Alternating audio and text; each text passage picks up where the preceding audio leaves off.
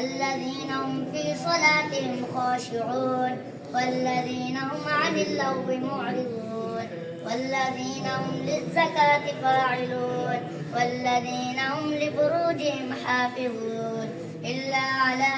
أزواجهم أو ما ملكت أيمانهم فإنهم غير ملومين فمن ابتغى وراء ذلك فأولئك هم العادون والذين هم لأماناتهم وعهدهم راعون والذين هم على صلواتهم يحافظون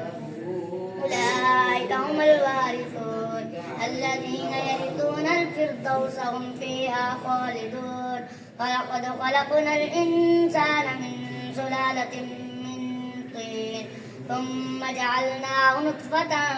في قرار مكين ثم خلقنا النطفة علقة فخلقنا العلقة مضغة فخلقنا المضغة عظاما فكسونا العظام لحما ثم أنشأناه خلقا آخر فتبارك الله أحسن الخالقين.